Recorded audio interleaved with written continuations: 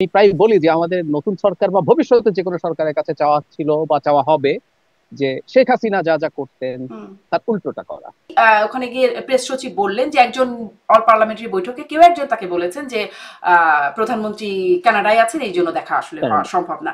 মানে এরকম কি বিষয়টা যে পাশের বাড়িতে গেলাম, নক করে দেখলাম বাসায় কেউ নাই, এরকম ব্যাপার? আমরা তো এখন পাশের বাড়িতে গেলেও একটা ফোন করে যাই। মানে যেটা ধরা পড়ে যাবেন সহসা ওইটা বলেন কেন? জাতীয় নিরাপত্তা জি, উপদেষ্টা আসলে কিভাবে প্রাসঙ্গিক? উনি আসলে আমাদের এখন ডেপুটি চিফ অ্যাডভাইজার ডিফ্যাক্টো। জি, ডক্টর ইউনুস কি আসলে অবজ্ঞা করলেন যখন তিনি চ্যাথাম হাউসে বলছেন আমাদের দেশের মানুষ টাকার বিনিময়ে ভোট দেয়? অবজ্ঞা করা হয়েছে, ভীষণ ভাবে অবজ্ঞা করা হয়েছে। শুধু টাকা খেয়ে যদি মানুষের ভোট কেনা যেত, শেখ হাসিনা 3টে ইলেকশন রিগ করতো না। এর মধ্যে 18 সালে তো বিএনপি এসেছিল, রাতে সিল মারতো না। তিনি বাংলাদেশ সম্পর্কে মানে কম জানেন বা তার যে ক্যারেক্টারিস্টিক্স এর কথা আপনি বলছিলেন, তাহলে কি তিনি রং চয়েস আমাদের প্রধান উপদেষ্টা হিসেবে? না, কেউ আমাকে যদি 5 অগাস্টে আবার ফিরে যেত, আমি ওনার শাসন নিয়ে একেবারেই হ্যাপি না। কিন্তু আমি আবারও বলছি, 5 আগস্টে যদি আমরা ফেরত যাই, আমি আবারও ওনাকে চাই। তারেক জি, রহমানের সাথে বৈঠক, এই বৈঠকটা ডক্টর ইউনুসের আগ্রহী হলো, দুই পক্ষই সন্তোষ জানালেন, সন্তুষ্টি প্রকাশ করলেন। সন্তুষ্টি প্রকাশ করার মতো আসলে কি হলো? এগুলো সার্কামস্টেন্সিয়াল এভিডেন্স আছে যাতে আমরা নিশ্চিত যে ফেব্রুয়ারিতে একমত হয়েছে সরকার। তারেক রহমান কেন দেশে ফিরছেন না? এই বিএনপির অনেকের সাথে আমার কথা হয়, তারা বলছেন যে নিরাপত্তার ঘাটতি আছে। ভারত কিন্তু এখন একটা খুবই ভয়ঙ্কর দেশে পরিণত হয়েছে। আমরা যদি এখন বলি, কানাডাতে গিয়ে শিখ অ্যাক্টিভিস্টকে হত্যা করেছে, আমেরিকাতে করতে গিয়েও ফেল করেছে, এটা আমেরিকার এফবিআই প্রকাশ্যে এই অভিযোগ এনেছে। তো টিউলিপের কৌশলে কি টিউলিপ জিতলেন? যে মানে একটা সময় তো টিউলিপকে নিয়ে তাকে মন্ত্রিত্ব থেকে সরাতে হয়েছে তীব্র ব্রিটিশ মিডিয়ার চাপ। ডাক্তার জাহিদুর রহমান, আপনাকে স্বাগত জানাচ্ছি পালস অফ পলিটিক্স এর আজকের আয়োজনে। আমি ধন্যবাদ আপনাকে। অনেক ধন্যবাদ, সময় দিয়েছেন, যুক্ত হয়েছেন। আমি শুরু করি, মানে আসলে আমি আজকে কথা বলবো খুব স্বাভাবিকভাবেই ডক্টর ইউনুসের যুক্তরাজ্য সফর, তারেক রহমানের সাথে বৈঠক, এই প্রসঙ্গগুলো নিয়েই। আমি একদম শুরু থেকে যদি শুরু করি তার সফরের, আহ, একটু আপনার কাছে শুনতে চাই। আমরা সরকারের পক্ষ থেকে বা পররাষ্ট্র মন্ত্রণালয়ের যে একটা ব্রিফিং হয়েছিল ভারপ্রাপ্ত পররাষ্ট্র সচিব, সেখান থেকে আমরা জেনেছিলাম এটা সরকারি সফর, রাষ্ট্রীয় সফর। কিন্তু তিনি যখন গেলেন তাকে রাষ্ট্রীয়ভাবে গ্রহণ করার যে একটা রীতি আছে সেরকমটা আমরা দেখলাম না, বা তারপরের যে প্রক্রিয়াগুলো আসলে আপনি কিভাবে দেখলেন? মানে কি মনে হলো, এটা কি সরকারি বা রাষ্ট্রীয় সফর? আমার কাছে মনে হলো না, এবং আমরা এই সরকারের কাছ থেকে এটা এক্সপেক্ট করি না। মানে এই সরকারের কাছে আমাদের সবচেয়ে বড় চাওয়া কি ছিল? আমি প্রায় বলি যে আমাদের নতুন সরকার বা ভবিষ্যতে যে কোনো সরকারের কাছে চাওয়া ছিল বা চাওয়া হবে যে শেখ হাসিনা যা যা করতেন হুম। তার উল্টোটা করা। তো শেখ হাসিনার সময় ট্রান্সপারেন্সির অভাব একটা গুরুত্বপূর্ণ বিষয় ছিল। শেখ হাসিনার সময় ডিনায়াল একটা গুরুত্বপূর্ণ ইস্যু ছিল। আমরা চাইতাম যে এই সরকারটা অন্তত এগুলোর বাইরে থাকবেন। সো আমরা দেখলাম যে না, এখানেও ট্রান্সপারেন্সির অভাব আছে, কারণ ওনারা যেভাবে বললেন বিষয়টা আসলে সেরকম দাঁড়ালো না। এমনকি তিনি যখন গেলেন, যে পুরস্কারটা নিতে গেলেন, খুবই উল্লেখযোগ্য কোনো পুরস্কার তা না। আমি এটা নিয়ে রিপোর্ট এসেছে, আমি দেখলাম যে ব্রিটেনের রাজার কিছু চিন্তা ভাবনা আছে, এগুলো স্প্রেড করার ক্ষেত্রে যারা কাজ করেন, এই ধরনের বিভিন্ন ক্যাটাগরিতে মানুষজনকে পুরস্কার দিচ্ছেন। এবং যে তালিকাটা দেখলাম যে অনেক বড়, অনেক উঁচু কোনো প্রোফাইলের পুরস্কার সেটা না। আমি কথাটা এই কারণে বলছি, ইভেন আমার কাছে মনে হয় শেষ পর্যন্ত এটাই প্রধান ইস্যু হিসেবে দাঁড়ালো। প্রধান উপদেষ্টা নিজে না গিয়ে ওই পুরস্কারটা পরবর্তীতে কোনো না কোনো ভাবে রিসিভ করিয়ে নেওয়া যেতে পারতো। এবং শেষ পর্যন্ত যখন ব্রিটিশ, হতে পারে এটা দ্বিপক্ষীয় সফর না, কিন্তু ব্রিটিশ প্রাইম মিনিস্টারের সাথেও যদি দেখা হতো, সেটাকেও আমরা কিছু না কিছু বলতে পারতাম অর্জন। এবং ব্রিটিশ প্রাইম মিনিস্টারের সাথেও যদি তার অন্তত কোনো একটা মানে কোনো একটা বৈঠক, সেই দ্বিপাক্ষিক বৈঠক না হলে যদি ঠিকঠাক থাকতো, সেটার প্রমাণ হতো যে না, এটা একটা অফিসিয়াল সফর। কিন্তু আসলে শেষ পর্যন্ত সেটা দেখা গেল না। জি। এবং এখন অনিবার্যভাবেই প্রশ্ন আসে যে অত্যন্ত একটা এক্সপেন্সিভ হোটেলে অনেকে মিলে অনেকগুলো কক্ষ ভাড়া করে থাকা, রাষ্ট্রের খরচে একটা এই ধরনের সফরের জন্য। তবে একটা কথা যোগ করে রাখি, আমি আবার এটাকে রাদার একটু অন্যভাবে দেখতে চাই। সেটা হলো শেষ পর্যন্ত যেন তারেক রহমানের সাথে তার যে বৈঠক হলো, সেটা যদি বিবেচনা করি, হয়তো এই ইনফর্মাল সফরটাও, এটা রাষ্ট্রীয় সফর না হলেও হয়তো আমাদের দেশের ভবিষ্যতের জন্য একটা পজিটিভ কিছু মানে হবে। গুরুত্বপূর্ণ সফর, সেটা রাষ্ট্রীয় সফর না হলেও বা দ্বিপাক্ষিক সফর সফর জি, না হলেও জি, গুরুত্বপূর্ণ। ওই গুরুত্বপূর্ণ জায়গাটাতে আমি যাবো, কারণ ওটা তো খুবই গুরুত্বপূর্ণ জি, আমাদের এই সময় কথা বলবার জন্য। কিন্তু বলছিলাম যে সফর নিয়ে একটু কথা বলবো। এই যে আমরা যাওয়ার আগে শুনলাম, যখন সেই জি, ভারপ্রাপ্ত পররাষ্ট্র সচিবের ব্রিফিং, তিনি বলছিলেন যে কি কি হবে তার সফরে, কি মানে সেই বিষয়গুলো ব্যাখ্যা করেছিলেন একটা ব্রিফিং করে সাংবাদিকদের সামনে। সেখানে তারেক রহমানের সাথে বৈঠকের বিষয়ে তার কাছে কোনো তথ্য ছিল না, তিনি তাই বলেছিলেন, কিন্তু বলেছিলেন স্টারমারের সাথে ব্রিটিশ প্রধানমন্ত্রীর সাথে বৈঠক হবে। তারপরে যে ঘটনাগুলি আমরা দেখলাম, এটা নিয়ে অনেক আলোচনা সমালোচনা হয়ে গেছে, তারপরেও আমি একটু এই কারণে শুনতে চাই যে তিনি ওখানে গিয়ে প্রেস সচিব বললেন যে একজন অল পার্লামেন্টারি বৈঠকে কেউ একজন তাকে বলেছেন যে প্রধানমন্ত্রী কানাডায় আছেন, এই জন্য দেখা আসলে হওয়া সম্ভব না। মানে এরকম কি বিষয়টা যে পাশের বাড়িতে গেলাম, নক করে দেখলাম বাসায় কেউ নাই, এরকম ব্যাপার? আমরা তো এখন পাশের বাড়িতে গেলেও একটা ফোন করে যাই। মানে কি প্রস্তুতি ছিল সেটা একটা প্রশ্ন, কারণ এই ঘটনার রিপিটেশন দেখলাম। কাতারের আমিরের আমন্ত্রণে তিনি গেছেন বলে বলা হলো, কাতারের আমিরও ওখানে গিয়ে বললেন যে তিনি আসলে বিদেশে আছেন, এজন্য দেখা করা গেল না। এই বিষয়গুলো রিপিটেশন হচ্ছে কেন? মানে আমি এই চেষ্টাটা কেন, আমি সেটারই প্রশ্ন খুঁজে পাই না। মানে এই চেষ্টাটা কেন, কেন বলছি, ধরুন আগে আবারও শেখ হাসিনার জায়গায় যাই, বা একটা নির্বাচিত সরকার যখন আসে, সেই সরকারটার একটা স্টেক থাকে, সে এইটা এটা করলাম তো আমি পরের বার নির্বাচনে আবার দাঁড়াতে চাই, বা আমি পরের বার চুরি করে ক্ষমতায় থেকে যেতে চাই। ফলে তারা তাদের প্রোফাইলটাকে বড় করার জন্য, আমাদের নিশ্চয়ই মনে আছে শেখ হাসিনার সাথে ঋষি সুনাক একটা সোফায় বসে সামান্য কুশল বিনিময় করছিলেন, সেটাকে দ্বিপাক্ষিক বৈঠক বলে ওখানকার যিনি হাই কমিশনার ছিলেন মিস মুনা তাসনিম, আমাদের মনে আছে তিনি সেটাকে সেভাবে পোট্রে করার চেষ্টা করেছেন। শেখ হাসিনা কেন করেন এসব, এটা আমরা ধরতে পারি, এটা আমরা ধারণা করতে বা পারি। সেই সেলফি, বাইডেনের সেলফি নিয়ে অনেক কিছু হ্যাঁ, দেখেছি। বাইডেনের সেলফি, উনি যেহেতু ক্ষমতা ধরে রাখতে চান, ওনার উপরে চাপ আছে, যেভাবেই হোক উনি দেখাতে চান আমি এন্ডোর্স। কিন্তু ডক্টর ইউনূসের এন্ডোর্সড হওয়ার কিছু নাই।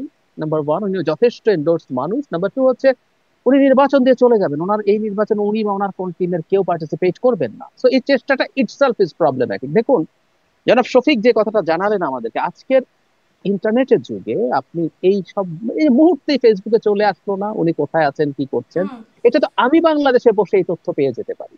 মানে এই কথাগুলো বলার, মানে প্রথম কথা হচ্ছে আপনি বলছেন এবং এই বলার মাধ্যমে প্রমাণ করছেন আপনি আসলে দেশের মানুষকে আন্ডার এস্টিমেট করছেন, আন্ডার মাইন্ড করছেন। এটাও খুব ভয়ঙ্কর ব্যাপার যে আপনি কাজগুলো যে করেন। আমি যেটা ধারণা করি, আসলে আমি বলতে পারি এটা একটা প্রাইভেট সফর ছিল, এবং ডক্টর ইউনূস যেহেতু খুবই পরিচিত বিখ্যাত একজন মানুষ, তিনি গেছেন, তারা চেষ্টা চালিয়ে গেছেন একটা সৌজন্য সাক্ষাতের মতো যদি হতো।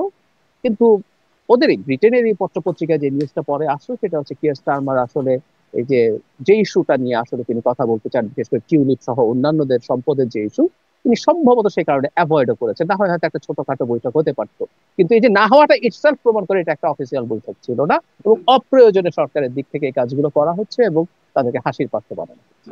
মানে এখানে কি একটা, ধরুন যে আপনি বলছেন যে ওরা মানে ব্রিটিশ পক্ষ থেকে বলাই হলো যে এই বিষয়ে সম্ভবত কথা বলতে চান না, বোঝা গেল আর কি তাদের বক্তব্য থেকে। একটা জি, কূটনৈতিক কোনো মানে কৌশল তো থাকে কূটনীতির, অনেক কিছু দেখে কথা যা আসলে তা বলা হয় না, অন্য কিছু বলা হয়। সেই জি। কূটনীতির কি সঠিক নাকি ঘাটতি, কি দেখেন আপনি?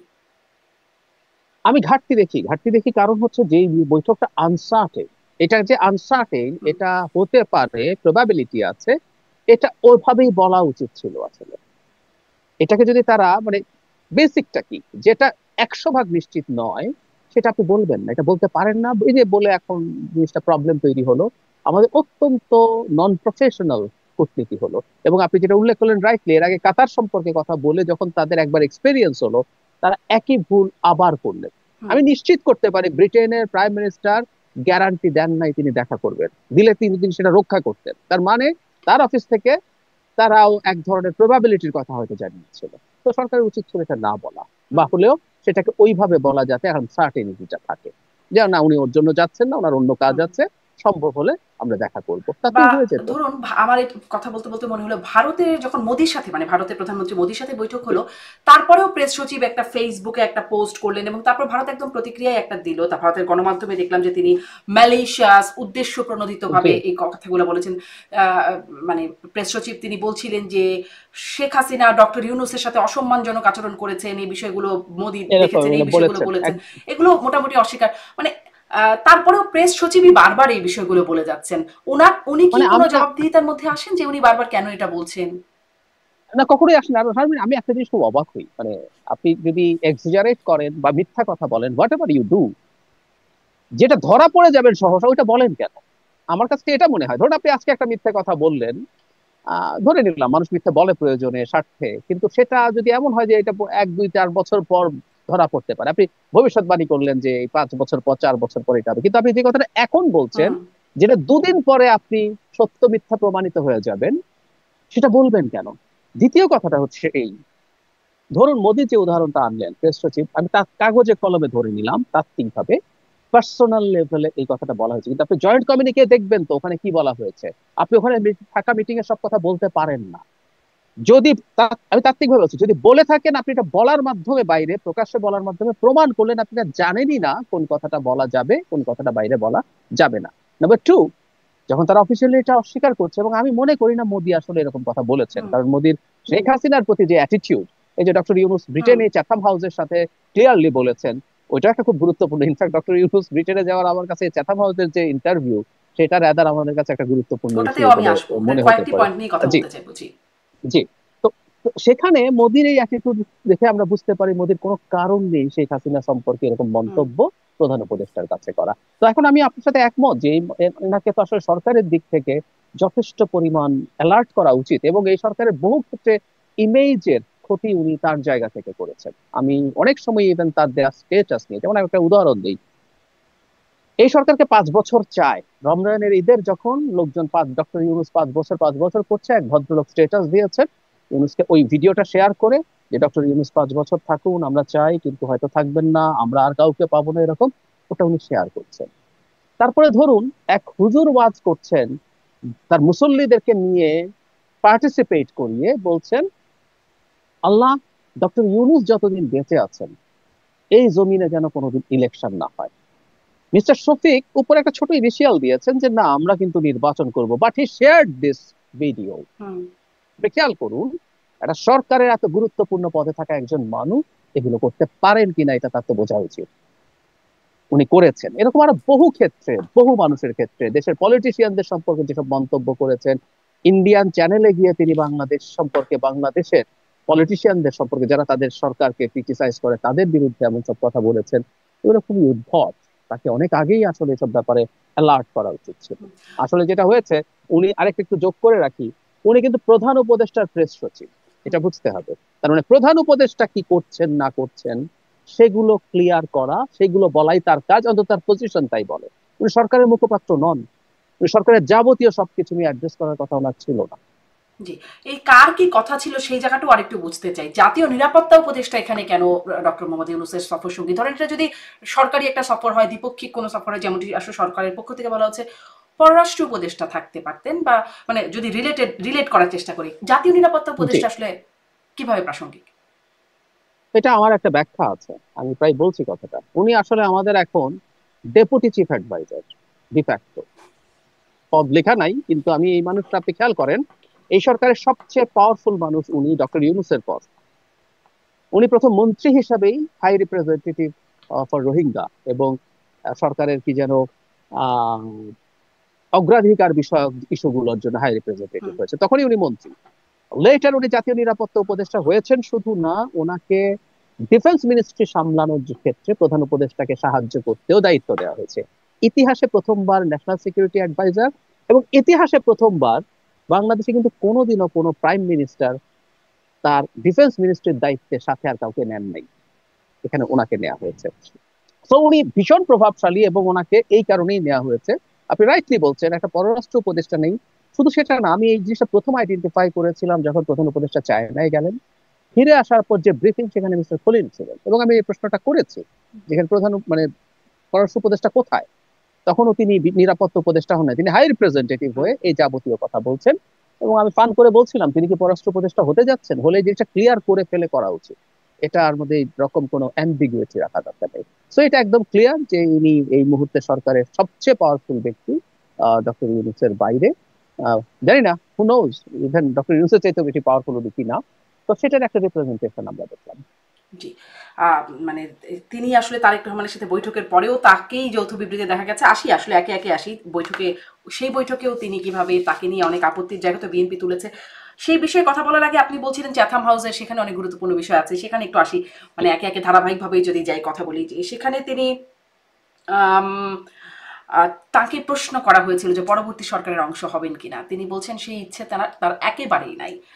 এই বক্তব্যটাকে আপনি আসলে কিভাবে দেখেন? কারণ ওই যে আপনি বলছিলেন যে শফিক সাহেব শেয়ার করছেন যে আরো 5 বছর থাকুন, স্বরাষ্ট্র উপদেষ্টা রাস্তা হুম, দিয়ে হুম, শুনছেন যে আরো 5 বছর থাকুন, হুম। ওয়াজে শোনা যাচ্ছে, নানান জায়গায় শোনা যাচ্ছে, একটা ক্যাম্পেইন আছে। সেখানে তিনি আসলে এটি এটি পরিষ্কার করছেন, পরিষ্কার কি হচ্ছে? আহ মানে পরবর্তী সরকারে তিনি আসলে কিছু থাকতে চান না, কারণ আমি যতদূর বুঝি তিনি যে জায়গাটায় গেছেন প্রধান উপদেষ্টার মতো জায়গায়, তারপর আসলে আর কিছু ওনার পক্ষে থাকা সম্ভব না। এখন কেউ কেউ আলাপ রাষ্ট্রপতি করতে হতে চান পারে। এরকম একটা হ্যাঁ, জায়গাও অনেক, হ্যাঁ, শোনা যায়। আমি শুনেছি, আমি আমি ওই জায়গায় আসছি। রাষ্ট্রপতি হওয়া কিন্তু সরকারের অংশ হওয়া না। হুম, আমাদের কনস্টিটিউশনের অনুযায়ী রাষ্ট্রপতি কোনো দলের না, সরকারেরও না। আমি একটা উদাহরণ দিই, যখন জনাব হামিদ যখন রাষ্ট্রপতি হলেন, উনি কিন্তু এমপি ছিলেন। উনি যখন রাষ্ট্রপতি হলেন, সাথে সাথে ওনার এমপি পদটা না বাতিল হয়ে গিয়েছিল। এর আগে প্রফেসর বি চৌধুরী যখন রাষ্ট্রপতি হয়েছেন, তো রাষ্ট্রপতি একটা বাংলাদেশের রাষ্ট্রপতি, তিনি কোনো দলের বা সরকারের ব্যক্তি নন, তিনি একেবারে পুরো দেশের একটাই। তো এটা একটা, কিন্তু উনি এটা হবেন বলে আমার কিন্তু মনে এটা তো হয় না। একটা কেন হয় না আনুষ্ঠানিক আমি বা সেটা, মানে পুঁথিগত ব্যাখ্যা, আসলে তো এটা একটা জি জি, অন্যরকম হ্যাঁ ব্যাখ্যা হ্যাঁ হ্যাঁ আছে যে দলের সমর্থন, দলের আস্থা না থাকলে তিনি হ্যাঁ রাষ্ট্রপতি হন। একদম, হ্যাঁ একদম তাই, একদম তাই। কিন্তু তিনি সেটা হবেন না আমি এক ধারণা করি। কারণ হচ্ছে, আমি যতদূর বুঝি তিনি একজন ভালো করেন বা পারেন, কতটুকু পারেন সে প্রশ্ন কেউ করতে পারে, কিন্তু উনি ক্ষমতা ধরে রাখতে চান, তিনি সেই ক্ষমতা দিয়ে নিজে কাজ করতে চান। গ্রামীণে খেয়াল করবেন, গ্রামীণ ব্যাংকের যে ঘটনা থেকে ডিবেট শুরু হয়েছিল, ওনার তো আসলে বয়স শেষ হয়ে গিয়েছিল, উনি তো আসলে সরে যাওয়ার কথাই ছিল, কিন্তু উনি ওটা ধরে রাখতে চাইলেন, মামলা মোকদ্দমা করলেন। শেখ হাসিনার অনেক সমালোচনা আমরা করব, ওনাকে অনেক ক্ষেত্রে হয়রানিও করেছি, কিন্তু গ্রামীণের ক্ষেত্রে তো উনি আইন অনুযায়ী আসলে পদে থাকতে পারতেন না। শুধু সেটা না, গ্রামীণের অনেকগুলো সিস্টার অর্গানাইজেশন আছে যেগুলোতে, সবগুলোতে মানে ভার্চুয়ালি নিয়ন্ত্রণ ওনার হাতে, এটা গ্রামীণের লোকজন জানে, বলে। তো উনি আসলে এটা রাখতে চান। রাষ্ট্রপতি হয়ে, বাংলাদেশের রাষ্ট্রপতি যে কনস্টিটিউশনাল পাওয়ার, আপনি খুব ভালো জানেন। তো এই পাওয়ার রেখে, ইভেন আমরা যদি নতুন করে আরো দুই একটা পাওয়ার তাকে দেইও, তারপর ওই পাওয়ার নিয়ে থাকার ব্যক্তি ডক্টর ইউনূস বলে আমি মনে করি। তার চাইতে বরং এভাবে বলবো, উনি গ্রামীণে ফিরে যাবেন এবং যাওয়ার আগে আরো বেশ কিছু প্রতিষ্ঠানের অনুমোদন নিয়েছেন, আরো কিছু নিতেও পারেন, নিয়ে উনি সম্ভবত পরের সময়টা এগুলো নিয়ে ব্যস্ত থাকতে চান। আচ্ছা, আর পরে আর কত সময়ও আপনি বলছিলেন শেষ বয়সের দিকে চলে আসছে। যাই হোক, হয়তো আরো তার দীর্ঘায়ু কামনা করি। তিনি জি আপনি একটা কথা বলছিলেন যে প্রেস সচিবের বক্তব্যের প্রসঙ্গে যে বাংলাদেশের মানুষ কি আসলে অবজ্ঞাই করছেন কিনা এভাবে বলে। জি জি। ডক্টর ইউনূস কি আসলে অবজ্ঞা করলেন যখন তিনি চ্যাথাম হাউসে বলছেন আমাদের দেশের মানুষ টাকার বিনিময়ে ভোট দেয়, কে কত টাকা দেবে সেটাই হচ্ছে এখানে আসল বিষয়। এই বিষয়টা যখন তিনি বলছেন, তখন কি আমার আপনার ভোট, মানে আমরা যারা ভোট দিই আমাদের কি অবজ্ঞা করা হচ্ছে? আমার কাছে মনে হচ্ছে। অবজ্ঞা করা হচ্ছে, ভীষণ ভাবে অবজ্ঞা করা হয়েছে। শুধু আমাদের ব্যক্তিকে না, গণতান্ত্রিক ব্যবস্থাটিকে অবজ্ঞা করা হয়েছে। আপনি গণতান্ত্রিক ব্যবস্থাটিকে অবজ্ঞা করতে পারেন, পৃথিবীতে প্রচুর প্রপোনেন্টস আছেন যারা মনে করেন গণতান্ত্রিক ব্যবস্থা আদতে ভালো কিছু না, এটা পারছে না, এটা ফেল করেছে, এরকম এখনো এই তত্ত্ব। এবং এই তত্ত্বের মানে আপনি পেছনে যেতে থাকলে এটা খুব লম্বা হিস্ট্রি আছে। সক্রেটিস গণতন্ত্র পছন্দ করতেন না, যখন গ্রিসের গণতন্ত্র ডেভেলপ করছে, সেই 2500 বছর থেকে এই আলাপ আছে, এটা এখনো আছে পৃথিবীতে। কিন্তু আপনি যদি গণতন্ত্রের কথা বলেন, ডক্টর ইউনূস তো গণতন্ত্রের কথা বলছেন, তখন ভোটারদের এই যে কালেকটিভ ডিসিশন মেকিং এর যে জায়গা, সেটাকে অবজ্ঞা করা, আমি ব্লাসফেমি শব্দটা ব্যবহার করি, আমি করেছি আমি ওনার এই প্রসঙ্গে। কেউ একজন একটা ধর্মে বিশ্বাস করে, ইসলামে বিশ্বাস করে, সে অন্তত তখন বলতে পারে না যে ইসলামে বিশ্বাস করে যে না, কোরআন তো আল্লাহর লেখা না, আল্লাহর পাঠানো ওই না, এটা বলতে পারে না। এটা বললে সে তার মুসলমানিত্ব খারিজ হয়, ব্যাপারটা এইরকম। তো আপনি ডেমোক্রেটিক থাকেন না যদি আপনি জনগণকে টাকা খেয়ে ভোট দেয় বলেন। আচ্ছা, 2 নম্বর কথাটা হচ্ছে, এই দেশের মানুষ টাকা খেয়ে ভোট দেয় না, উনি স্টেরিওটাইপ করছেন। এদেশে কিছু মানুষ টাকা নেয়, টাকা খেয়ে ভোট হয়তো দেয়ও, কত পার্সেন্ট? আমরা একটা উদাহরণ নিয়ে প্রচুর আলাপ করেছি। টাকা খেয়ে যদি মানুষের ভোট কেনা যেত, শেখ হাসিনা 3টে ইলেকশন রিগ করতো না। এর মধ্যে 18 সালে তখন বিএনপি এসেছিল, রাতে সিল মারতো না। বিএনপির তুলনায় বহুগুণ টাকা বেশি আওয়ামী লীগ খরচ করতে পারতো, এবং যদি টাকা খরচ করে জেতা যেত, আওয়ামী লীগ টাকা খরচ করেই ফেয়ার ইলেকশনে জিততো, এটা ফর শিওর। আমি রাজনীতি তো বুঝি, আওয়ামী লীগের লোকজনের সাথে আমাদের বিভিন্ন সময় কথা হয়েছে। মানুষ ভুল সিদ্ধান্ত নেয় না এই দেশে, এবং উনি অত্যন্ত অবজ্ঞা করেছেন, এটা প্রমাণ করে। হুম। পারহ্যাপস আমি কি যদি বলেও তার, ফেলি, জি। উনি তো আসলে এই দেশের সাথে খুব বেশি কানেক্টেড ছিলেন না। শারমিন, খেয়াল করুন, উনি শেষ মুহূর্তে এসে যখন শেখ হাসিনা তাকে অনেক বেশি ঝামেলা করতে শুরু করলেন, তখন থেকে হয়তো উনি দেশের দিকে তাকিয়েছেন। এর আগে উনি একটা গ্লোবাল পার্সোনালিটি, তিনি সারা জীবন বাইরে থেকেছেন। এবং এই আলাপ আমরা করছি, ধরুন 18 সালের নির্বাচন আমরা যদি এখন বলি, ওই রাতের ভোটের পর কি আমরা ওনার একটা সাধারণ বক্তব্য শুনেছি, একটা বেসিক স্টেটমেন্ট, দেশের ডেমোক্রেসিটাকে শেষ করে ফেলা হলো 14 সালে? এবং জনাব খালেদ মহিউদ্দিনের সাথে একটা ইন্টারভিউতে তিনি স্বীকারও করেছিলেন, প্রথম ইন্টারভিউতে, যে উনি ঝামেলা এড়ানোর জন্যই কথা বলেন। তার মানে উনি বাংলাদেশ সম্পর্কে আসলে কত কম জানেন সেটা। আর দ্বিতীয় কথাটা এটাও বলে ফেলা ভালো, মাঝে মাঝে না আমাদের কারো কারো প্রতি হিউমিলিয়েটিং কথা মাথায় আছে। আমরা কারোর সাথে কথা বলতে গিয়ে ইচ্ছা করে তাকে এটা বলে ফেলি, স্টুপিড বলে ফেলি, এটা বলে ফেলি। কাউকে একটা চড় মেরে দেই। আমরা মাঝে মাঝে এগুলো মাথায় আসলেও আমরা এগুলো নিয়ন্ত্রণ করি। আমরা জানি যে আমাদের এই কথাগুলো বলা অনুচিত, এটা অন্যায়, এটা ওকে তুচ্ছ করা হয়, তাচ্ছিল্য করা হয়। তিনি সেই ব্যারিয়ারটাও দিলেন না, তিনি এই তাচ্ছিল্য করেছেন এবং এটা অত্যন্ত গূঢ় অপরাধ হয়েছে। এবং আমি মনে করি ব্যক্তিগতভাবে তার মতো মানুষের এই বক্তব্যটা প্রত্যাহার করে অ্যাপোলোজাইজ করা উচিত ছিল। তিনি বাংলাদেশ সম্পর্কে মানে কম জানেন বা তার যে ক্যারেক্টারিস্টিক্স এর কথা আপনি বলছিলেন, তাহলে কি তিনি রং চয়েস আমাদের প্রধান উপদেষ্টা হিসেবে? না, কেউ আমাকে যদি 5 অগাস্টে আবার ফিরে যেত, আমি ওনার শাসন নিয়ে একেবারেই হ্যাপি না। আমি প্রায় বলি যে এই যে সময়টায় আমরা আসলাম, আমরা শেখ হাসিনা দেশের কি কি ক্ষতি করেছে, মানে এটা তো সত্যিকার অর্থে আপনি জানেন, আপনি নিজে মিডিয়াতে ছিলেন, আপনি জানেন আমরা এগুলো নিয়ে অ্যাক্টিভিজম করেছি, খুঁটিনাটি আমরা জানি দেশটাকে কিভাবে ধ্বংস করেছেন, প্রতিটা সিস্টেম ধ্বংস করেছেন, ইনস্টিটিউট ধ্বংস করেছেন।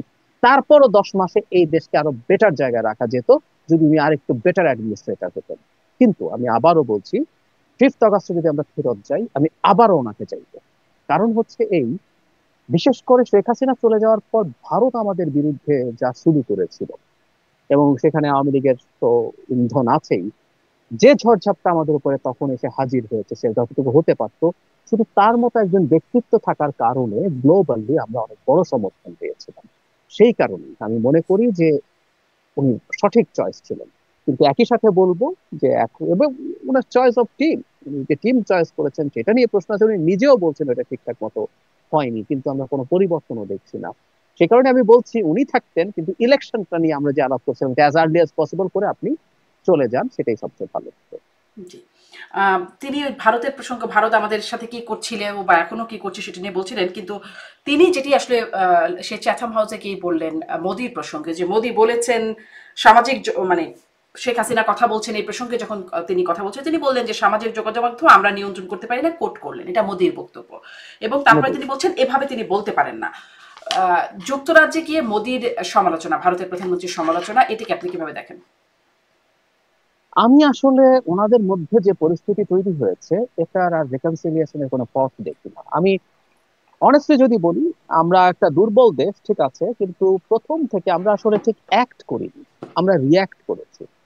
এবং আমি এই একটা জায়গায় ডক্টর ইউনূসের প্রশংসা করি, সেটা হচ্ছে আমরা ভারতের সামনে আমাদের জায়গা থেকে অবস্থান, মানে শক্ত অবস্থান দেখাবো। তবে হ্যাঁ, ব্যক্তিগত পর্যায়ের একটা মিটিং এ কি বলা হয়েছে সেটা বলা উচিত হয়েছে কিনা এই প্রশ্ন তোলা যায়। কিন্তু আদার দেন দ্যাট, ভারতের সাথে আমরা যে ধরনের স্ট্যান্স প্রকাশ করেছি এগুলো প্রত্যেকটা রিয়াকশন। যেমন ধরুন, শেখ হাসিনা পতন এবং পালিয়ে যাওয়ার পর তাদের জয়শঙ্কর পররাষ্ট্রমন্ত্রী, মানে তাদের প্রথম যে ব্রিফিং পার্লামেন্টে দিলেন, সেখানে পুলিশ হত্যা করা হয়েছে এই কথা বলা হয়েছে।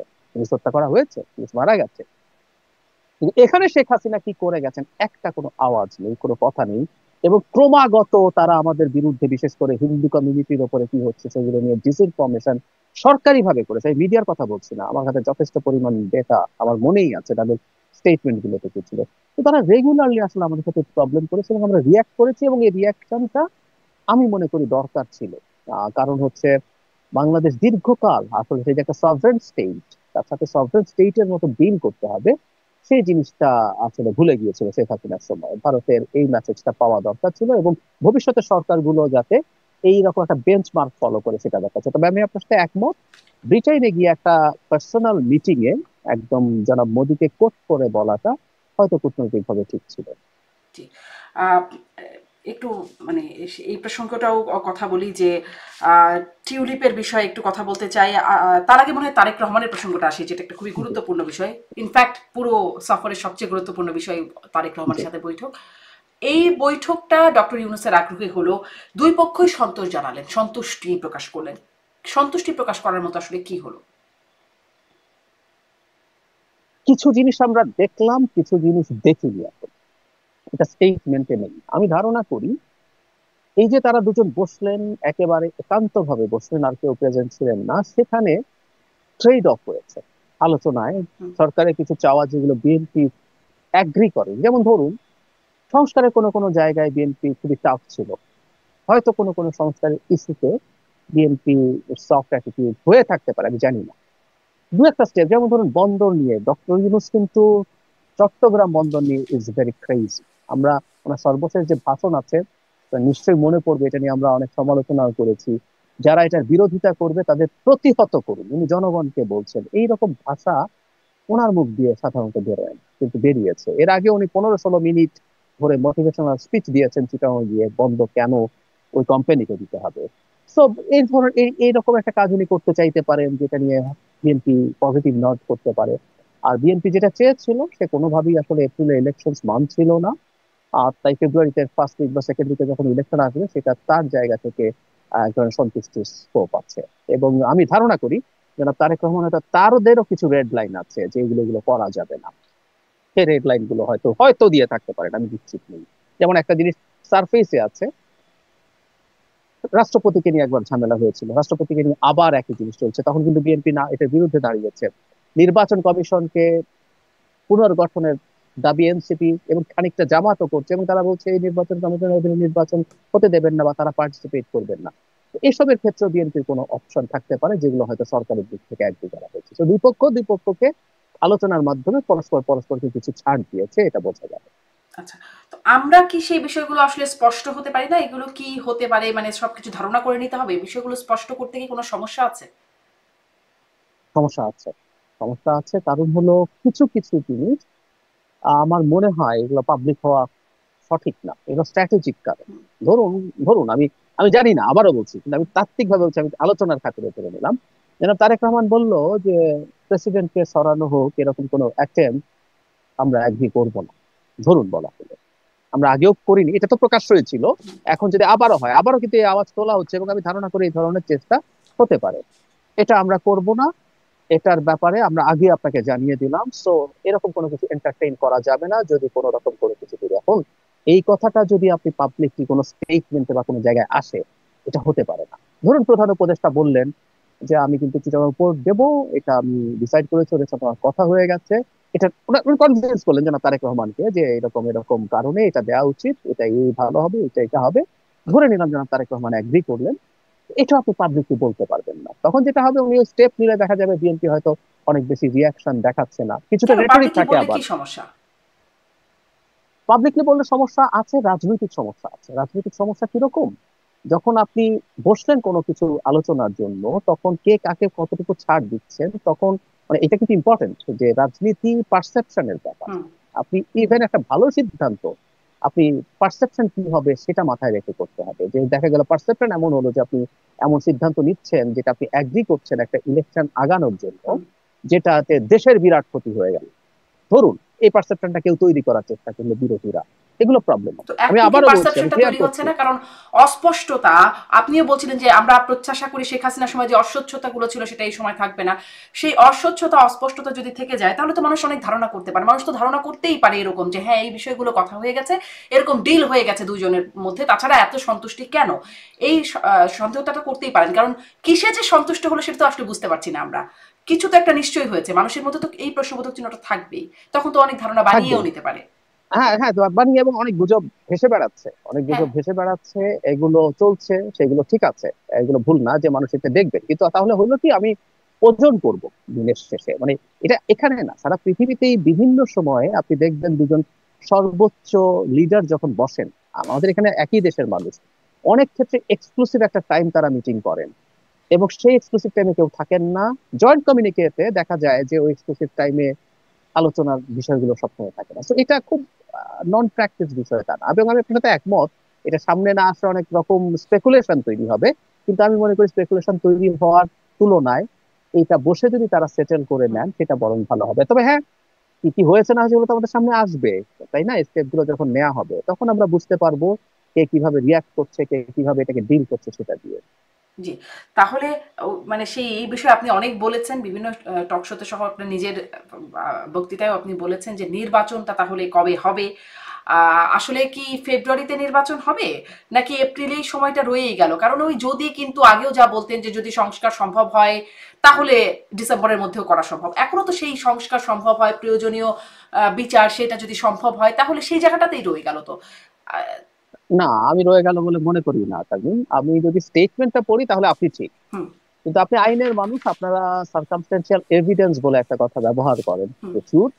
আমাদের অনেকগুলো সার্কামস্টেন্সিয়াল এভিডেন্স আছে যাতে আমরা নিশ্চিত যে ফেব্রুয়ারিতে একমত হয়েছে সরকার। কিভাবে আমি বলি আপনাকে, এখন জয়েন্ট যে স্টেটমেন্ট আছে এতে তো যদি কিন্তু রাখতে হবে কারণ প্রধান উপদেষ্টা স্বয়ং এপ্রিলে একটা ডেট ঘোষণা করে দিয়েছেন হুম, এবং দেশে আদার পার্টিজ আছে, যেমন ধরুন জামায়াত ইসলামী বা এনসিপি, অন্তত এই দুটোকে আমরা আলোচনায় আনছি।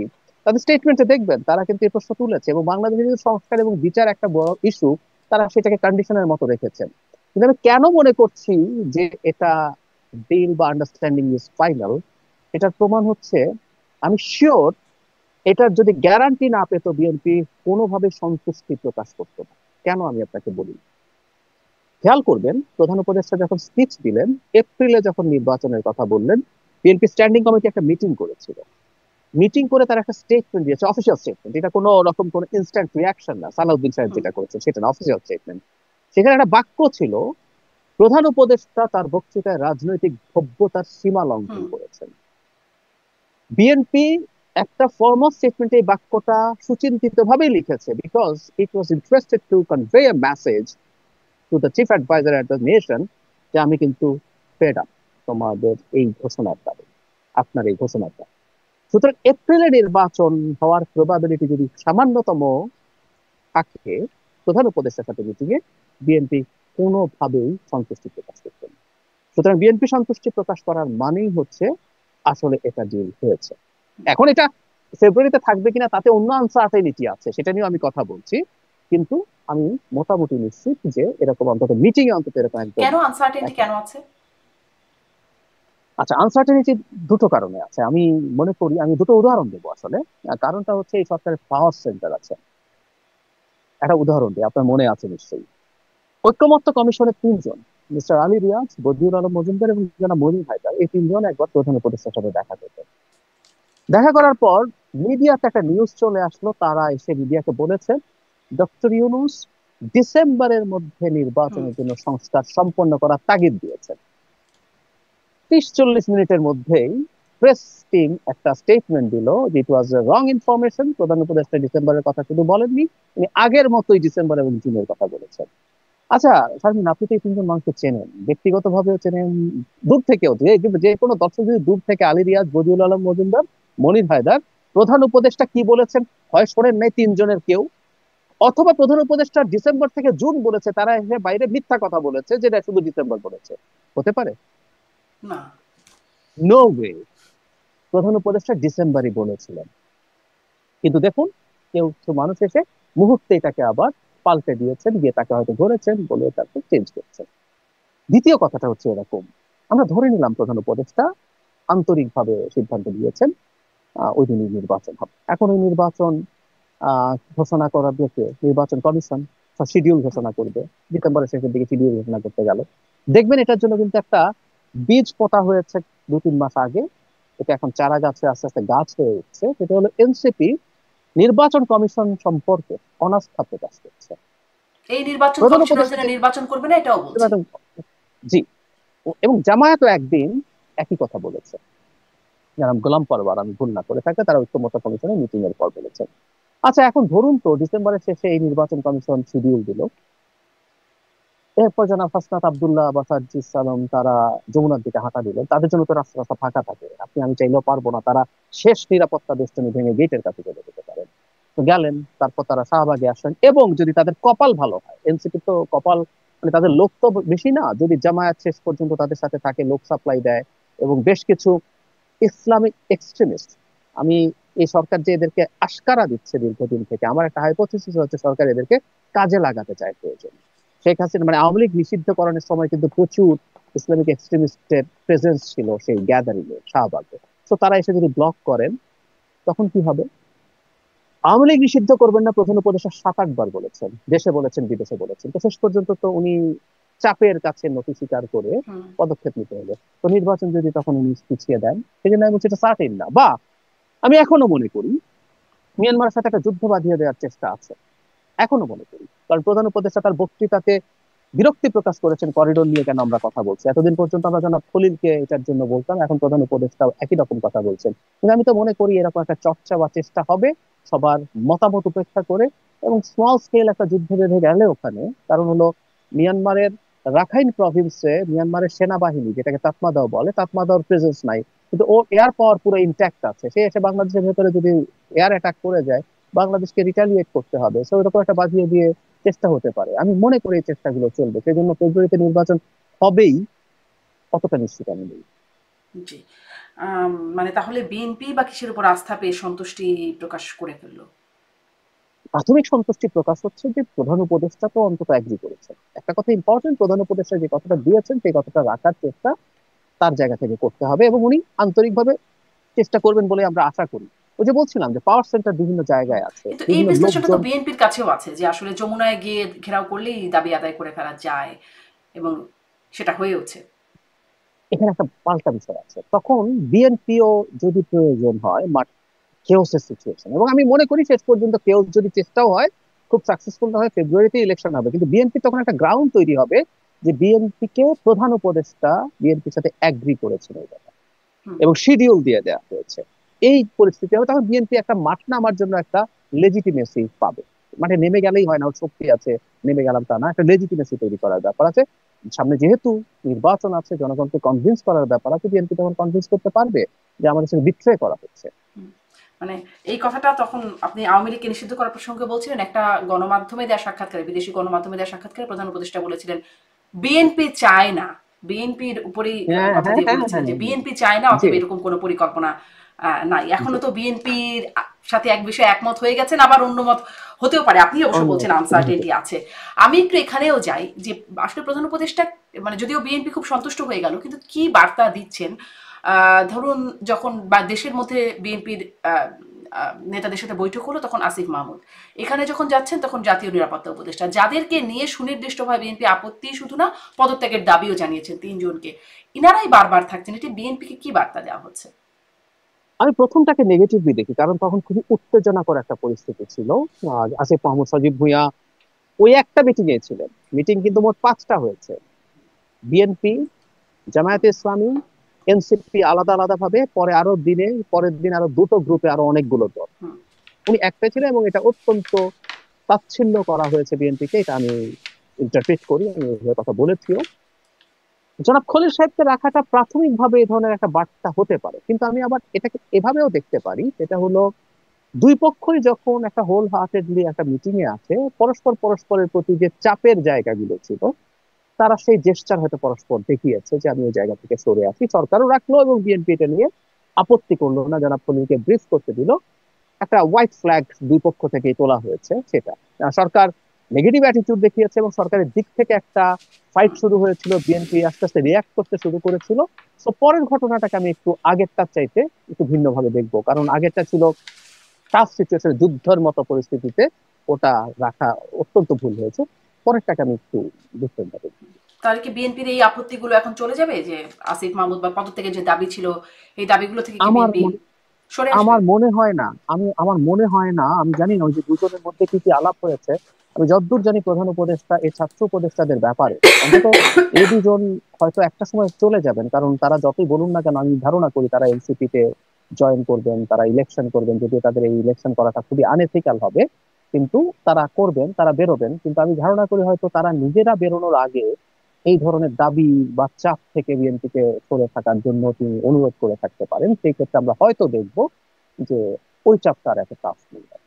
আগে আমরা দেখতাম এরকম, যখন প্রধান উপদেষ্টা বিদেশে সফরে যেতেন, সব মানে মাহফুজ আলমকে খুব আমরা অ্যাক্টিভ দেখতাম, ইদানিং তাকে একটু কম অ্যাক্টিভ দেখা যাচ্ছে বা দেখা যাচ্ছে না। এটির কোনো কারণ আছে? না, কারণ আসলে আছে, এটার মধ্যে খুব অবাক হওয়ার ব্যাপার নেই। উনি আগে বিশেষ সহকারী ছিলেন এবং পরে উপদেষ্টা হয়েছিলেন, খানিকটা পজিশন বলেন, খানিকটা রাজনৈতিক উপদেষ্টার মতো পদ, ফলে উনি সবসময় যাবেন। কিন্তু মাহফুজ আলমের এখন নিজের একটা ক্যাবিনেট আছে, উনি একজন এখন তথ্য উপদেষ্টা। তো উনি এখন একজন ক্যাবিনেট মিনিস্টারের যা যা থাকা দরকার উনি সেগুলো নিয়ে আছেন সম্ভবত। এটাই কারণ, মানে অ্যাটলিস্ট এটা ফর শিওর, তাকে যখন ওই পজিশনটা থেকে সরানো হলো তাতে বোঝা যায় যে তাকে রাজনৈতিক উপদেষ্টা ডিফ্যাক্টো বা রাজনৈতিক বিশেষ সহকারী এই জায়গাটায় দেখতে প্রধান উপদেষ্টা পছন্দ করেননি। তাই তাকে ওখান থেকে সরানো হয়েছে। আর এখন যেহেতু উনি একটা ক্যাবিনেটে আছেন, এখন আর এই প্রশ্নটা করা সমীচীন হবে না। মানে ক্যাবিনেটে তো জাতীয় নিরাপত্তা উপদেষ্টাও আছেন, তিনি তারপরে তার সাথে যাচ্ছেন আর কি, সেই প্রশ্নের হ্যাঁ, সাথে হ্যাঁ, আবার এটা মেলেও না। সেটা। হ্যাঁ, এটা আবার হ্যাঁ, খুব একটা সেটাই। মেলে না। হ্যাঁ, তো তারেক রহমান কেন দেশে ফিরছেন না, এই প্রশ্ন মানে স্বরাষ্ট্র উপদেষ্টা বলেছেন তিনি দেশে ফিরতে পারেন, আসলে কেন ফিরছেন না? বিএনপির অনেকের সাথে আমার কথা হয়, তারা বলছেন যে নিরাপত্তার ঘাটতি আছে। আগে একটা সময় শুনতাম যে আওয়ামী লীগের সময় তো সেই নিরাপত্তার বিষয়টা ছিল, মামলা ছিল, একটা সময় শুনতাম তিনি অসুস্থ, মামলা শেষ হলে আসবেন, মামলা শেষ হলো তিনি আসছেন না, শুনলাম তার মা আছেন তিনি সেই জন্য আসতে পারছেন না, তার মাও চলে আসলেন তিনি আসলেন না। এখন শুনছি একটা নিরাপত্তার সমস্যা রয়ে গেছে বাংলাদেশে, এটি বিএনপির লোকজন বলেন, নেতারা বলেন। আসলে কেন আসছেন না তারেক রহমান, কি মনে হয় আপনার? আমি আসলে জানি না, ওনার নিরাপত্তার একটা সংকট আমি অনুমান করি কেন। ধরুন, খোলাখুলি কথা বলি, এটা ভালো হবে। বিএনপি দলটার প্রতি ভারতের তীব্র বিরাগ আছে। তারা তাদের ব্যাখ্যা কি দেয় সেই আলোচনায় আমি ঢুকছি না। বিরাগ আছে, বিরাগ হচ্ছে অ্যাটেনিকস শেখ হাসিনাকে ক্ষমতায় রাখতে হবে এবং বিএনপি কে ধ্বংস করতে হবে, এই যে এজেন্ডা আওয়ামী লীগ নিয়েছিল, তার সাথে ভারতের অ্যালাইনমেন্ট ছিল। তারা কোনোভাবে বিএনপি, একটা ফেয়ার ইলেকশন মানেই তো বিএনপি ক্ষমতায় আসা, সেটা তারা হতে দেবেন না। ভারত কিন্তু এখন একটা খুবই ভয়ঙ্কর দেশে পরিণত হয়েছে। আমরা যদি এখন বলি, কানাডাতে গিয়ে শিখ অ্যাক্টিভিস্টকে হত্যা করেছে, আমেরিকাতে করতে গিয়েও ফেল করেছে, এটা আমেরিকার এফবিআই প্রকাশ্যে এই অভিযোগ এনেছে ভারতের সরকারের বিরুদ্ধে, তাই না? ওটা সামহাও নিউট্রালাইজ করা গেছে। এই ধরনের অ্যাসাসিনেশনের পথে তো ভারত যাচ্ছে। আমি ভারতও তার জন্য পটেনশিয়াল ঝুঁকি কিনা। আর আওয়ামী লীগের লোকজন তো প্রচুর এখনো বিদেশের মধ্যে রয়ে যাচ্ছে। আচ্ছা, এটাও ঠেকানোর চেষ্টা করতে হবে। কিন্তু আমার কাছে অন্য একটা কারণও মনে হয়, যেমন এটা আমি আমি ধারণা করি, তার জন্য বেস্ট টাইম আমার কাছে মনে হয় নির্বাচনের তফসিল ঘোষণা করার ওই সময়টাতে। মানে উনি যখন দেশে আসবেন, একটা হাইপ তৈরি হবে তো বিরাট। এবং স্বাভাবিকভাবে প্রত্যেকটা হাইপ আস্তে আস্তে সেটা কমতে থাকে। তো ওনার ওই হাইপের মধ্যে ইলেকশনটা হয়ে যাওয়া, যেমন ধরুন উনি আসলেন দেশে, ইলেকশন ক্যাম্পেইনে গেলেন, যতবার গেলেন ওখানে কিন্তু প্রথমবারের মতো গেলেন হুম। এত বছরে। তো ওনাকে কেন্দ্র করে যে একটা মারাত্মক হাইপ তৈরির সুযোগ আছে, সেটাকে ব্যবহার করে নির্বাচনে যাওয়াটা বিএনপির জন্য ব্রিলিয়ান্ট ডিসিশন তখন হবে কি বলে সেই আমি মনে নিরাপত্তা করি। সংকটটা থাকবে না, বা ভারতের সেই থাকবে। থ্রেটটা? হ্যাঁ, থাকবে, থাকবে, থাকবে তো বটেই। আমি তো বলছি ওটা আছে, ওটার ব্যবস্থা নিতে হবে, কিন্তু সংকট আছে এটা বোঝার জন্য। যেটাকে কমব্যাট করা যাবে না আমি তা মনে করছি না, কিন্তু সংকট আছে, আমি সেই প্রসঙ্গে কথাটা বলেছি। আমরা শুনেছিলাম কিন্তু যে আমি বেগম মনে করি, জিয়াও যখন দেশে ফিরবেন তখনও এরকম খুব হাইপ হবে, খুব ভাইব্রেন্ট হয়ে যাবে, কিছু তেমন মানে কতটা হয়েছে আসলে? পার্থক্য হলো উনি তো আসলে বেরোচ্ছেন না। উনি তো এখন আসলে বেরোচ্ছেন। উনি হুম। যেদিন আসলেন সেদিন তো যথেষ্ট হুম। হয়েছে, উনি তো এরপর আসলে আর বেরোচ্ছেন না। উনি যদি বেরোতেন, তারেক রহমান ধরুন দেশে আসলেন এবং উনি এরপর নির্বাচনের ক্যাম্পেইন শুরু করলেন, উনি কিন্তু এই দীর্ঘ বছরে, আমরা একটা হিসাব বলি না, বাংলাদেশে 35 বছরের নিচে কেউ ভোট দেয়, জেনুইন ভোট। 8 সালে যে ভোট দিয়েছিল, তার বয়স 35 হয়ে গেছে এখন এসে। এরপর এর মাঝখানে কোনো ভোট দেয়নি। সেই যে বিরাট একটা জনগোষ্ঠী, বিরাট একটা সংখ্যা, হুম। ওই সময়ের পর থেকে তারা তারেক রহমানকেও সামনাসামনি দেখেননি। দলের নেতা কর্মীদের যে উজ্জীবিত হওয়া, উনি কিন্তু এই কাজটা করেছেন, তারা উজ্জীবিত হবে। তো আমি মনে করি একটা বড় ফাইট মানে এটি তৈরি একটা হবে এবং সেটাকে নির্বাচনী নির্বাচনের পর্যায়ে কৌশলও দেখতে হতে পারে যে তিনি কবে ফিরবেন। হতে হতে পারে, আচ্ছা। হতে পারে। আচ্ছা, আপনি মানে ভারতের প্রসঙ্গে বলছিলেন, একটা কথা মনে পড়লো, আপনি একটু আগেই বলছিলেন যে ডক্টর ইউনূসের এই অবস্থানটাকে আপনি প্রশংসা করছেন, যে ভারতের সব মানে ভারতের প্রেক্ষিতে তিনি যে অবস্থান নিচ্ছেন বা স্পষ্ট করছেন, এটি পছন্দ করছেন, একটা শক্ত অবস্থানের জায়গা। কিন্তু মানে আমরা ভারতের বিরুদ্ধে অবস্থান মুখে শুনতে পাচ্ছি, দেখতে পাচ্ছি, শক্ত কথাও শুনতে পাচ্ছি, কিন্তু যে বিষয়গুলো নিয়ে আমরা এতদিন ধরে আলোচনা করলাম, সেই চুক্তিগুলো যেগুলো শেখ হাসিনা সরকারের সময় মানে অযাচিত ভাবে হয়েছে বলে বলছি আমরা, সেগুলো কোথায়? সেগুলো না তো বাতিল, না তো প্রকাশ করা হচ্ছে, কেন? আচ্ছা শারমিন, একটা জিনিস শুরুতে ক্লিয়ার করি, সেটা হচ্ছে ভারতের সাথে ডক্টর ইউনূস কোনো অভাবনীয় কাজ করেননি। আমাদের কাছে অভাবনীয় লাগছে কেন জানেন? মানে একটা সভরেন স্টেট তো দিনের শেষে আছে। যেমন একটা উদাহরণ দিই, নেপালে একবার ভারতের বর্ডার পোস্ট দিয়ে একজন মানুষ কিল্ড হয়েছিল। নেপালের লোকজন এমন ভাবে রিয়াক্ট করেছে, নেপালের সরকার এমন ভাবে রিয়াক্ট করেছে, শেষ পর্যন্ত ভারতের এই যে এখনো উনি নিরাপত্তা উপদেষ্টা ছিলেন অজিত ডোভালকে যেতে হয়েছে, অজিত ডোভালকে অ্যাপোলোজাইজ করতে হুম। হয়েছে। তো নেপাল কি আমাদের চাইতে ইকোনমিকলি বা মিলিটারিলি আমাদের ভারতের সাথে তুলনা নেই, কিন্তু নেপাল কি আমাদের চাইতে শক্তিশালী দেশ নাকি?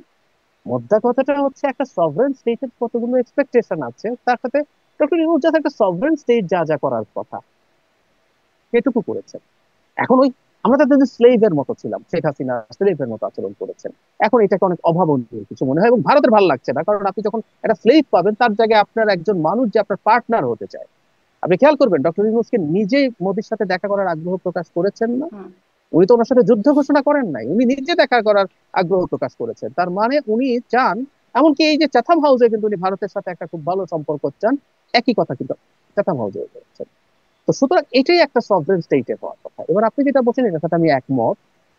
কিছু কিছু চুক্তি খুব টাফ চুক্তি, তো যেগুলো অ্যাগ্রিমেন্ট সেগুলো তো আসলে লিগাল খুব বাইন্ডিং আছে, এগুলো খুব সোজা না, এগুলো করা দরকার। কিন্তু আমাদের প্রচুর এমওইউ আছে, এমওইউ আপনি যে কোনো সময় বেরিয়ে আসতে পারেন।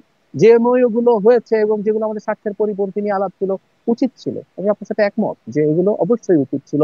এবং কতগুলো আমাদের সিকিউরিটির জন্য ক্ষতিকর কতগুলো চুক্তি আছে। অন্তত একটা চুক্তি আমি মনে করতে পারি, আমাদের কোস্টাল এরিয়ায় ভারতের রেডার আছে, এটা যদি এগ্রিমেন্টও হয়ে থাকে এটা থেকে আমাদের বেরিয়ে আসা উচিত ছিল। এরকম যতটা সম্ভব এগুলো অতটা তো হয়নি, আমি অন্তত আপনার সাথে প্রকাশনাকে একমত এবং প্রকাশও উচিত করা হয়নি। হচ্ছে না, মানে চুক্তিগুলো প্রকাশ করা হবে একদম শুনেছিলাম আমরা, সেটিও তো করা হলো না। একদম। তাহলে আমরা কিসের ভিত্তিতে, আসলে আমরা তো জানি না, দেখিও নি চুক্তিগুলো কখনো, আর কিসের ভিত্তিতেই আমরা এটাও বলছি যে খুব অযাচিত অনৈতিক চুক্তি ছিল? কেউ তো বলতেই পারেন না চুক্তি, এমনকি আওয়ামী লীগের লোকজন বলছে যে করে থাকলে প্রকাশ করুন। তো সেটা তো মানে বলতেই পারেন আমি এখন। আমি আম- আমি একমত, এগুলো এগুলো আসা দরকার আছে। কিন্তু ওই যে বললাম, আমি আপনাকে এইমাত্র একটা বলছি যে আমাদের কোস্টাল সার্ভেলেন্স রেডার হুম আছে হুম আমাদের হুম। কোস্টে ভারতের, চোখ বন্ধ করে এটা হতে পারে না, এটা চলতে পারে না। এরকম যেমন ধরুন অসম চুক্তি, আমাদের এই যে ওদের যে লাইন অফ ক্রেডিট গুলো এলওসি গুলো হয়েছে, এলওসি গুলো নিয়ে দীর্ঘ সমালোচনা আছে, সিরিয়াস সমালোচনা আছে যে তার ট্রানজিটের জন্য যা যা বা করিডোরের জন্য যা যা দরকার আছে সেখানেই ফাইন্যান্স করেছে, এবং প্রত্যেকটার মধ্যে বেশিরভাগই সাপ্লায়ার্স ক্রেডিট। তো দেখা গেল যে সব জিনিসপত্র সে জিনিসপত্র দিচ্ছে, এরকম অনেক রকম বিষয় আছে। কিন্তু আমি ট্রুলি আপনার সাথে একমত যে এগুলো পাবলিশ করা দরকার ছিল, এগুলো পাবলিশ করে আমাদের সাথে কথা বলা, এবং যেগুলো অসম এমওইউ আছে, মেমোরেন্ডাম অফ আন্ডারস্ট্যান্ডিং আছে, এগুলো ডাউন রাইট বাতিল করে দেওয়া যায়, দেওয়া জি, উচিত। একদম। মানে শেষে একটা প্রশ্ন একটু টিউলিপের প্রসঙ্গে করে নিই, যে টিউলিপ চিঠি পাঠিয়েছিলেন, আমরা সেই চিঠি নিয়ে অনেক আলোচনা দেখেছি। প্রথমে শুনলাম চিঠিটা পায় নাই, প্রেস সচিব জানলেন, পরে পেয়েছে কিন্তু দেখা করতে অস্বীকৃতি জানালেন। এই বিষয়টা কিভাবে বলেন, টিউলিপের চিঠির যে ভাষাগুলো ছিল আহ, এবং তার প্রেক্ষিতে যে প্রতিক্রিয়াটা আমরা দেখলাম? তো চিঠি পাইনি এটা তো হওয়ার কথা ছিল না, চিঠি পেয়েছে এটাই হওয়া উচিত ছিল, হওয়ার কথা ছিল। কিন্তু আমি অন্তত টিউলিপের যে এক্স অ্যাকাউন্টে যে স্ট্যাটাস তিনি দিয়েছিলেন, এটা অবিশ্বাস্য। তিনি ডক্টর ইউনূসকে পার্লামেন্টে দেখা করতে বলছেন, এরকম ভাষা লেখা ছিল। মানে কেউ কেউ বলছেন, রাইটলি বলছেন যে বাংলাদেশ একটা স্বাধীন দেশ হয়েছে, ব্রিটেনের উপদেশ উপনিবেশ না, কিন্তু ভাষাগুলো এইরকম ছিল। অথচ উচিত ছিল তার যদি ইচ্ছেও থাকে সেটার মধ্যে সেই পোলাইটনেস থাকা। কিন্তু যেটা জরুরি ব্যাপার সেটা হচ্ছে বাংলাদেশের একজন যা মানুষ যার বিরুদ্ধে কোর্টের ওয়ারেন্ট আছে, তার মতো একজন মানুষ প্রধান উপদেষ্টা চাইলেই তার সাথে দেখা করতে পারবেন না, পারেন না। আসলে টিউলিপ যেটা করতে চেয়েছেন এটা ইটস আ ট্রিক। ট্রিকটা হচ্ছে এরকম যে আপনি, আপনার তো এখন ভোটে বিরাট বিপদ হয়ে গেছে, টিউলিপের তো একটা প্রমিসিং পলিটিক্যাল ফিউচার ছিল, সেই ফিউচার আমি ধারণা করি, মানে উনি তো হচ্ছে তার এক ধরনের মন্ত্রী ছিলেন ওনার, আমি দেখেছি উনি যেখানে ছিলেন 5 বা 6 নম্বর ব্যক্তি, এবং ওদেরকেও এক ধরনের জুনিয়র মন্ত্রী হিসেবে ট্রিট করা হয়, কিন্তু সেখান থেকে সরে যেতে হয়েছে। ভবিষ্যতে ইভেন নমিনেশন পাবে কিনা, যদিও স্টারমারের অতি স্নেহের দৃষ্টি তার প্রতি আছে, পাবেন কিনা অনিশ্চিত হয়ে গেছে। তো উনি সম্ভবত ভোটারদের সামনে নিজেকে ভালো দেখানোর চেষ্টা করেছে, এটা করার জন্যই উনি ডক্টর ইউনূসের সাথে দেখা করতে চেয়েছেন। এবং খুব স্বাভাবিকভাবে ওনার এই দেখা করার কোনো দরকার নেই, কোনো কারণ নেই। কিন্তু আমি আবারও একমত, প্রেস টিমের আমরা চিঠি পাইনি টাইনি টাইপের কথা বলারও কোনো দরকার ছিল না। এই জিনিসগুলো ঠিকঠাক মতো বলা, এই ব্যাপার আছে, আমরা এই ব্যাপারে কি সিদ্ধান্ত নেবো পরে জানাতে পারি। সবকিছু তো আপনাকে এখনই জানাতে হবে না, আমরা এটা পেয়েছি, এই ব্যাপারে কি হবে, এটা লিগাল দিক কি আছে, সবকিছু নিয়ে আমরা কথাবার্তা বলে আমরা ডিসাইড করবো কি করবো। তো টিউলিপের কৌশলে কি টিউলিপ জিতলেন? মানে তিনি কি তার যেটিতে দেখাতে চেয়েছিলেন যে তার ভোটারদের কাছে, কারণ তিনি তো আসলে বাংলাদেশের মতো ভোট তো আর ওখানে হয় না, তিনি একাধিকবার নির্বাচিত হয়েওছেন, ভোটারদের কাছে এই বার্তাটা কি তিনি দিতে পারলেন যে তার অভিযোগ এগুলো আসলে খুব তিনি স্বচ্ছ? আমার মনে হয় না, আমার মনে হয় না, বরং এবারকার প্রধান উপদেষ্টা যাওয়াতে ব্রিটেনে যে আলোচনা হচ্ছে, ইভেন এখন না, স্টারমার যখন, আমি তখনও ব্রিটেনের পত্র পত্রিকা ফলো করেছি, একটা সময় তো টিউলিপকে নিয়ে তাকে মন্ত্রিত্ব থেকে সরাতে হয়েছে তীব্র ব্রিটিশ মিডিয়ার চাপে। হুম। গার্ডিয়ানের মতো পত্রিকা তার বিরুদ্ধে অত্যন্ত কঠোর ভাবে নেমেছে, এবং তখন অনেকে একটা কথা বলেছে যে টিউলিপের পক্ষ নিয়ে স্টারমার তার নিজের পলিটিক্যাল ফিউচার কিন্তু হ্যাম্পার করছেন, এটা বলছেন। এই আলাপ ছিল। বরং এবার একইভাবে এবারও যখন স্টারমার দেখা করেননি আমাদের প্রধান উপদেষ্টার সাথে, এটাকে ওটার সাথেই লোকজন, মানে ব্রিটেনের কথাই বলছি, ওদের গুরুত্বপূর্ণ মিডিয়াই সেটাকে, ফিনান্সিয়াল টাইমস তো একদম এভাবেই লিখেছে। তো সেটা যখন লিখছে, তাতে রাদার টিউলিপ তো বটে, স্টারমারও আরো ক্ষতিগ্রস্ত হয়েছে বলে। জি, অনেক ধন্যবাদ ডক্টর জাহেদ। আপনার কাছে শেষ প্রশ্ন, এই প্রশ্নের উত্তর আপনি আগেও দিয়েছেন, এখন কোনো পরিবর্তন হলো কিনা? আপনি আনসার্টিন কথা বলছিলেন, মানে একদম সামারি করে যদি বলি, অনেক মানে প্রতিশ্রুতি আছে, আবার অনিশ্চয়তাও আছে। তারপরে এটার সমীকরণে মিলালে নির্বাচনটা কবে হবে আমাদের দেশে? ফেব্রুয়ারির মাঝামাঝি যেটা, এটা নির্বাচন হবেই। গন্ডগোল গোলযোগ হতে পারে, হবেই, কারণ দুটো বলে ফেলি, সরকারের বাইরে সবচেয়ে বড় যে দুটো পাওয়ার সেন্টার, বিএনপি এবং সেনাবাহিনী। আমি সেনাবাহিনীকে একটু আলাদা করে দেখছি, টেকনিক্যালি সরকারের পার্ট হলেও সেনাপ্রধান, সেনাবাহিনী এই এবং বিএনপি, এই দুটো শক্তি যেহেতু নির্বাচনটা এই সময় চায়, কেউ কিছু গোলযোগ করার চেষ্টা করতে পারে, কিছু গোলযোগ হতে পারে, কিন্তু ফেব্রুয়ারিতে নির্বাচন হবে।